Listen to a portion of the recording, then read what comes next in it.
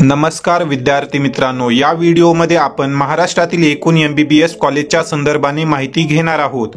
जेही विद्यार्थी नीट 2024 मध्ये एक्झाम देणार आहेत अशा विद्यार्थ्यांच्या अनुषंगाने हा फार महत्त्वपूर्ण व्हिडिओ आहे।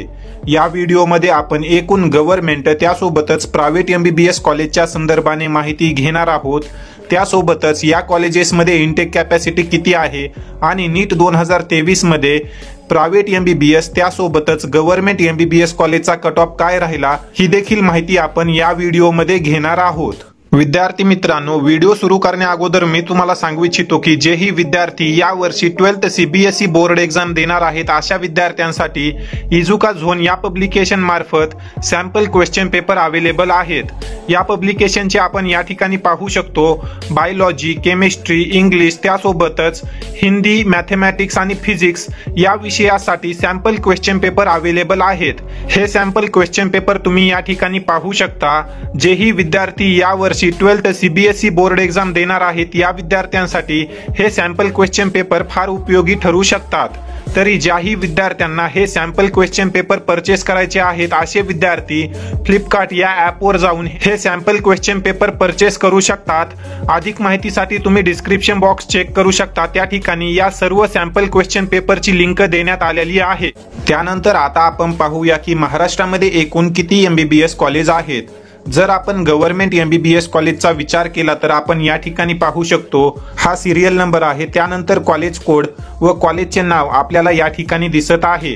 हे जे आपण पाहत आहोत हे गव्हर्नमेंट MBBS कॉलेज आहेत। जर आपण महाराष्ट्रामध्ये गव्हर्नमेंट MBBS कॉलेजची संख्या पाहिली तर महाराष्ट्रामध्ये एकूण या ठिकाणी आपण पाहू शकतो 31 गव्हर्नमेंट MBBS कॉलेजेस आहेत आणि या कॉलेजेसमध्ये विद्यार्थ्यांसाठी 4950 एवढ्या सीट अवेलेबल आहेत। त्यापैकी 776 सीट ज्या आहेत त्या ऑल इंडिया कोटा थ्रू भरल्या जातात। त्यानंतर जर आपण प्रायव्हेट कॉलेजची संख्या पाहिली तर प्रायव्हेट कॉलेजेसमध्ये एकूण 22 प्रायव्हेट कॉलेजेस आहेत आणि या कॉलेजेसमध्ये 3170 एवढ्या सीट विद्यार्थ्यांसाठी अवेलेबल आहेत।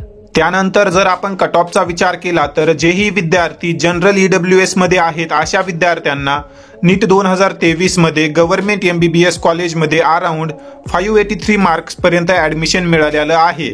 त्यानंतर आपण या ठिकाणी पाहूच शकतो जे विद्यार्थी SC ST कॅटेगरीमध्ये आहेत अशा विद्यार्थ्यांना किती मार्क पर्यंत ऍडमिशन मिळालेलं आहे।